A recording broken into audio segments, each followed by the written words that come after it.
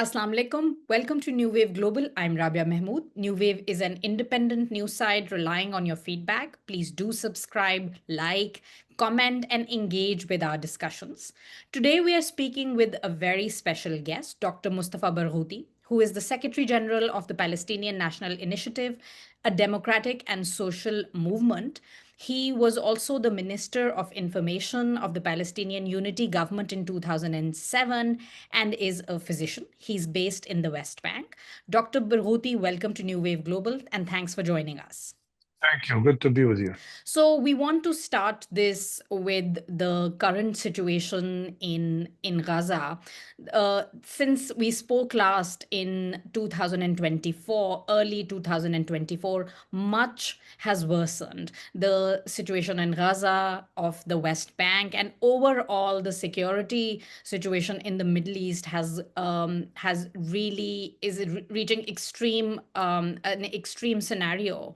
And so we want to speak about all of this. But my first question to you would be, what is unfolding in Gaza at the moment? The degree of starvation and mass violence is only ramping up and increasing, and it looks like there is no stop or there's no halt in what's unfolding there.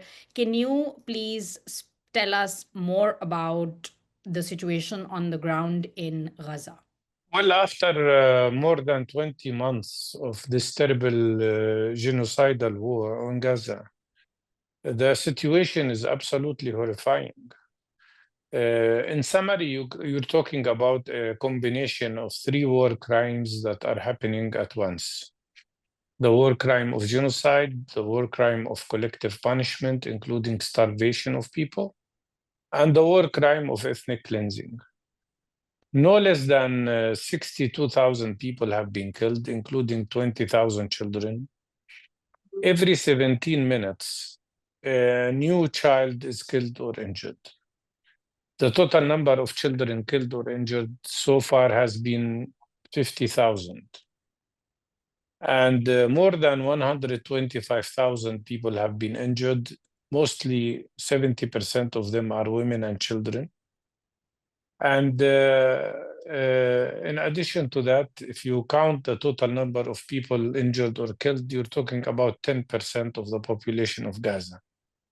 If you apply that proportion, relatively speaking, to the United States of America, you will be talking about 33 million Americans killed or injured within the course of 20 months. Can you imagine what would the United States have done if this had happened to the United States? So it's a terrible disaster. And more than 92% of all homes have been destroyed. All hospitals were destroyed. All universities were destroyed. All major roads have been destroyed. The whole infrastructure has collapsed completely because of Israeli bombardment. Israel has thrown on Gaza no less than 100,000 tons of explosives, which is more than five times the explosive power of each of the nuclear bombs that were thrown on Hiroshima and Nagasaki during the Second World War. And it doesn't stop, it continues. Every day we lose between 180 and 100 people by Israeli bombardment. They use artillery, they use airplanes, they use ships, they use all kinds of weapons, they use drones, and nobody is safe in Gaza. But in addition to that, now 2.1 million people are starving because Israel has suffocated for more than 100 years any supplies to Gaza. Nothing is getting to Gaza, basically.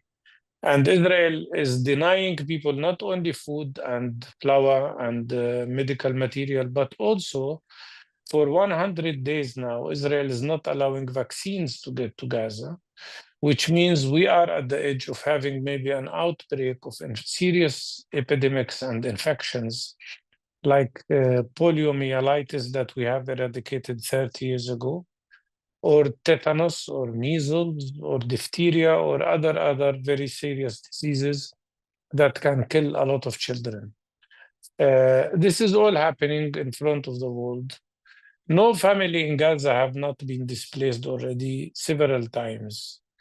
Many families have been displaced already 16 times during the course of this war. And that is happening while the whole international community is watching. And the Western governments continue to say that Israel has the right to defend itself, while Palestinians as people have no right even to defend themselves. So this is, you've given a very a quick summary of very horrifying conditions that the people are living through, and you rightfully said that it's happening, unfolding on the world's watch. There is so much evidence, it's everywhere, and yet it continues, and international community has failed in stopping it.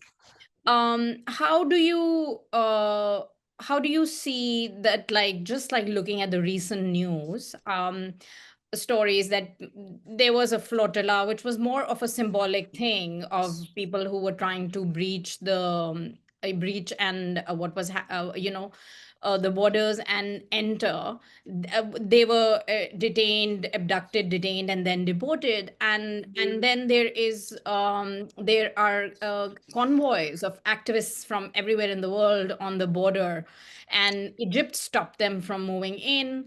And how do you see the response of neighbors of Palestine and Gaza when it comes to just this, which is just like a humanitarian initiative being blocked? Well, I've been calling since the beginning of this terrible aggression on Gaza. Well, I've been calling on all 57 Muslim and Arab countries to do at least the minimum of sending a humanitarian convoy with the flags of the 57 countries, maybe with the foreign ministers of each of these countries, and challenge Israel at Rafah crossing, demanding the ending of the siege, allowing humanitarian material to enter Gaza. We didn't call on these countries to send armies to fight Israel. We know, we are realistic that this is impossible, but at least a humanitarian convoy. We've called for that several times. It never happened. And now the people, the grassroots, took the matter in their hands. Whether we talk about the flotilla, this little ship which had 12 people on its surface, I mean, with some world activists, environmentalists, medical people, etc., who were trying just symbolically to bring some aid material to Gaza. And they were, of course, stopped by the Israeli Navy. They were arrested. They were humiliated. Some of them were put in Israeli cells in isolation, in solitary confinement for a few days. And then they were kicked out of the country. And the ship, of course, was confiscated. Before that, several other ships were destroyed by Israeli intelligence services. I know what it meant because I myself was on one of these ships back in 2009. One of the 4 ships that managed to reach Gaza. We challenged the Israeli Navy and then we managed to reach Gaza. But after the 4th ship, everything that tried to get there was destroyed by Israel. Today, even activists from Arab countries and from Western governments, Western countries too, tried to reach through Egypt to Rafah crossing. Unfortunately, they were not allowed in, or they were turned back. And those people decided to take the matter in their hand because their governments have not done much to alleviate this humanitarian crisis. No one can stay calm while you watch a whole people being slaughtered. And nobody can stay calm while you see your brothers, your neighbors, your human people, human colleagues being starved to death or being tortured and killed. This cannot continue. And that's why I think we so much appreciate these noble people who decided to take the matter in their hand and risk their lives, because some of them were attacked on the road, to try to bring to the world's attention the reality of what's happening, of this terrible starvation of Gaza. Yes. So, speaking of people taking matters into their own hand, like you're saying that the world is watching. So, people, I also want to speak about the West Bank here. What exactly are people feeling over there, considering that when this current war on Gaza began, there was this view from a lot of writers, activists, and commentators that Israel's end goal is not what they're doing in Gaza at the moment or what they'd started. The goal was something else, and it was about taking over the annexation of West Bank. We do see that the United Nations has very recently in March put out a statement that it has ramped up its settler activity in the West Bank. How do you see that, and would you agree with this? Yes, of course. I think what is happening to Gaza is part of what's happening to Palestine in general. And even before the war on Gaza, Israel was building illegal settlements in the West Bank. To make it clear to your audience, what's happening is the following. In 1948, when Israel was created, they conducted a very horrible ethnic cleansing against the Palestinian people. 70% of the Palestinian people were evicted from their towns, villages, and cities, and they became refugees. And in the process, Israel destroyed 523 Palestinian communities completely, razed them to the ground. Because the Zionist movement is nothing but a settler colonial movement that tries to imitate what happened to the indigenous population in Latin America and the United States and Canada by eliminating the presence of the Palestinian people. So they did it in 1948. And now they tried, after they occupied West Bank and Gaza, they tried to repeat the same scenario by ethnically cleansing the Palestinians there. And their instrument in that are the illegal settlers who are terrorists. They are armed to their teeth. They behave as terrorist gangs, attacking Palestinian communities, forcing them out. So far, 330 more Palestinian communities have been already evicted and ethnically cleansed. And then they started attacking the refugee camps of Jenin, Nur Shams, and Tulkarem camps, where these refugees who were evicted in 1948 are living. So now they're coming after them in the refugee camps and destroying even the refugee camps. But more than that, since October 7th happened, Israel imposed in the West Bank more than 1,000 military checkpoints and military gates, transforming the whole country into clusters of ghettos and prisons. And now, during this last war with Iran, most of these checkpoints are closed down, which means Israel is paralyzing the economic life, the health services, the educational services, everything. And most importantly, people are subjected to constant attacks by both the settlers and the Israeli army. And many people have been arrested. During this war, more than 12,000 new Palestinians were arrested and put in Israeli jails, thousands of them without even trial, without even charges, under the so-called administrative detention, including 200 children, by the way. So everybody speaks about the 50 or 55 Israeli hostages, as they called it. But nobody speaks about more than 12,000 Palestinian hostages in Israeli jails. Nobody speaks about the children who are taken and put in Israeli jail without even charges. There is very serious level here of discrimination against Palestinians. We know that Israelis discriminate against us, but it is really shocking that when you see the world media and many Western governments also discriminate against us as if we are not equal human beings to the Israeli Jewish people. So how do you see where you mentioned the war on Iran? And before that, there was also the war on Lebanon and attacks on bombing of Lebanon.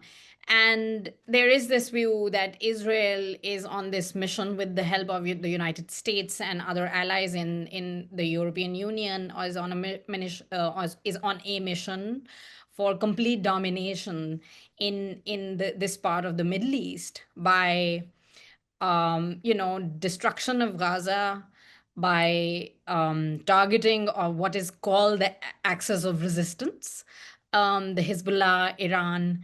How do you see that? Because we didn't think that the situation in Iran would escalate to this degree so soon.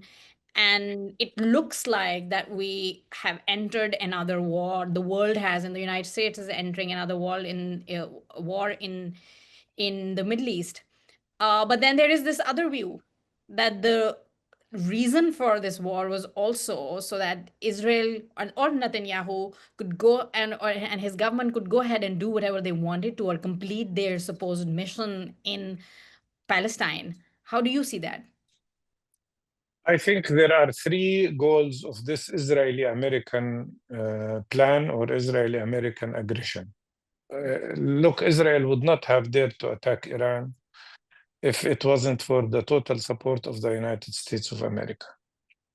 And while we talk, the risk of the United States engaging also in military actions against Iran is growing, mainly because Israel is failing in achieving its goals, as they have failed in Gaza as well. I mean, regardless of the massacres and the slaughter of so many Palestinians and the war crimes they are committing, they are unable to eliminate the Palestinian resistance.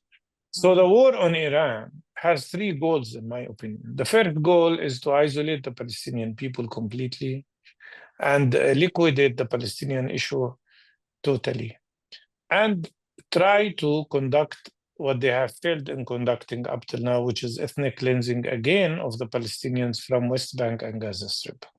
That's the main goal. They want to break the backbone of any country that supports Palestinian people.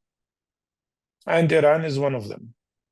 But the second reason is that this Israeli fascist government, and it is a fascist government, and it's not just a fascist government, it's a fascist government with fascist opposition in Israel. All Israeli Zionist parties are practically becoming fascist in their tendencies. And unfortunately, I have to say, a huge part of the Israeli public itself has shifted to fascism in a phenomena that resembles what happened to Germany during the Nazi time. And it is so unfortunate that the victims of the Nazi fascism in Germany, the Jewish people, part of them have become Israelis, and they are executing the same level of persecution and oppression of the Palestinian people. In a way, we've become victims of the victims. And this fascist tendency is very dangerous. But its goal also is not only liquidating Palestinian rights, its goal is to dominate the Middle East. Netanyahu speaks about that day and night, that he's remapping the Middle East. He wants to impose his domination, and he looks for any country that is an obstacle to his plans of having total strategic military intelligence and political domination of the Middle East, and tries to attack it. And the first country here that Netanyahu is feeling is a competitor is definitely Iran. But the Turks have to be worried, because I believe, if he is done with Iran, which I hopefully is not going to be, but if he manages with the United States to break down Iran, they will go after Turkey as well, because they don't want any government in the region that can resist their plans of total domination. But there is a third and a fourth factor here. The third goal is related very much to racism and Islamophobia, which is very prevalent in the Western countries. And that's why many of them stand up. I mean, they have no shame whatsoever when they leaders of countries, I mean, of European countries, who, while Israel is attacking Iran, initiating the war on Iran, Iran did not initiate this war, Israel did. And while Israel is attacking Iran, they come out with statements saying that Israel has the right to defend itself. They should write. They should have said Israel has the right to conduct aggression on other countries. This is what they mean, and this is what's happening. But the fourth factor is a rather global factor, in my opinion. It's in the area of competition with China and with Russia and with other countries. I think the Western leaders, especially the United States, see in this war that Israel is conducting a way of creating a trade path, if I might call it so, from India to the Mediterranean Sea, to compete with the Silk Road of China and to compete internationally in the world markets. And they have crazy plans like creating a Ben Gurion canal to substitute Suez Canal, and they cannot do that without destroying Gaza. And they also have their ambitions of controlling the Gaza gas fields, which Israel has very big ambition to take over. So in reality, we are talking here about local battle that is happening, but it is really about global competition. And I am so sorry that many countries that will be targeted by this plan are not responding sufficiently, at least to protect their own interests and their own future. Everybody is sort of shying away as if if we are not affected today, then we will not respond. Maybe Pakistan has been different in this case by showing a very powerful stand against the attack on Iran. But most other countries only give verbal statements without engaging in real actions. And here, of course, the 57 Arab and Muslim countries have there is a big question here about what they are doing, given that they themselves, all of them, are practically targets of this Zionist fascist ambition of creating an Israeli imperialism in the region. I'm nodding along because this was my last question. Although you've addressed the part about the humanitarian aid, we also, I remember you mentioned it last time as well, but like now it's so much time has passed and still nothing on that front. But now that we've seen that the war has expanded again, and you're saying that Turkey is next, and there is this analysis and this view which exists that like X country's turn is next, this country's turn is next. That's very much there. um but you were also mentioning the racism and Islamophobia behind these attacks and that policy, and this worldview that Israel has in collaboration with the Western countries, you in the United States and Europe. But all these Muslim countries, Arab countries, the OIC, they have been pretty ineffective in countering any of it. And this is not just about Palestine. Like you're saying that this is also about their own survival. How do you see that like with all their money, the GCC and other Arab countries and all the influence in their economies and their and whatever influence that they have really not managed to put up a front. Look, why do we see huge demonstrations in Britain? Why do we see some Western governments obliged to change their approach and sometimes standing up to Israel, like has happened in Spain? It's mainly because the people in these countries have revolted against this terrible crime. And the people matter. The public opinion matters in these countries because politicians depend on people's votes to be in their positions. Unfortunately, this is not the case in most countries in the region and in most Arab and Muslim countries. Not everybody, but most, I am saying. And that's why if we look at the people's feelings in all the Arab and Muslim countries, they don't need to be convinced to be with Palestine. They are with Palestine.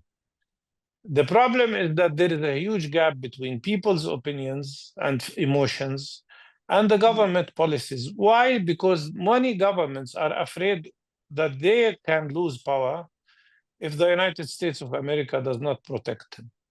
And they think that if they satisfy the Israelis and the Israeli lobby, the United States will be supporting them. It's a totally wrong approach because the United States doesn't care about anybody if they are weak.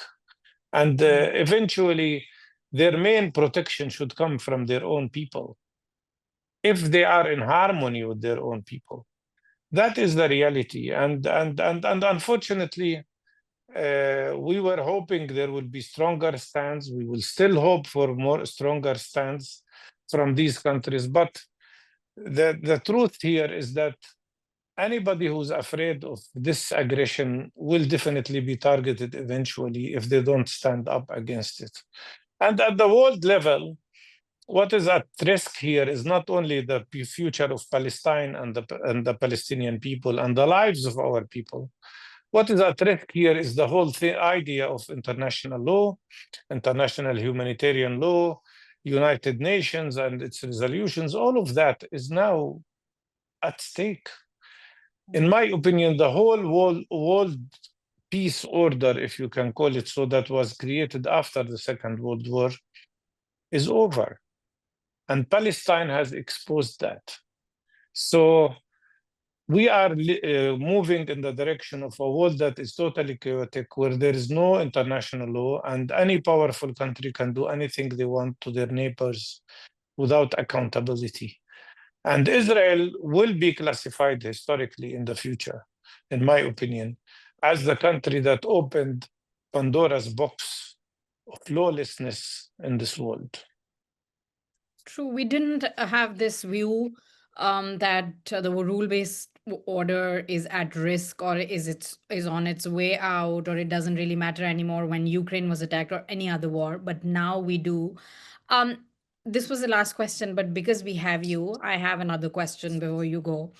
Is what do you have to say about possible sort of a meeting and better coordination or unity between Fatah and Hamas? China did organize and hold a meeting in China and did that, but it didn't really go anywhere.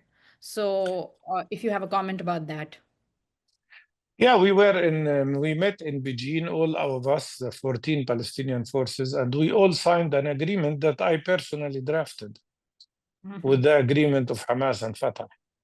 And the agreement said that we should create immediately a national consensus government, and we should have a unified Palestinian leadership, and there should be a meeting of all leaders of all the 14 parties immediately. This was signed back in July last year. But the Palestinian Authority is not implementing it. So why the Palestinian Authority is not doing that? I mean, I think they should be asked why they are so hesitant. Maybe also because they are worried and frightened from what the American position would be, etc., etc., etc. That's a wrong approach, because I believe the only realistic, at this very moment, the only realistic way of creating Palestinian internal unity is the implementation of Beijing Declaration. And the only way to block Netanyahu's fascist efforts to create a structure of collaborators in Gaza to sustain the Israeli occupation in Gaza, the only way to prevent that is to implement Beijing Declaration. And we will never stop demanding that. Okay. Dr. Barghouti, thanks very much for your time and for your insights, and thanks to our viewers for watching. Khuda Hafiz.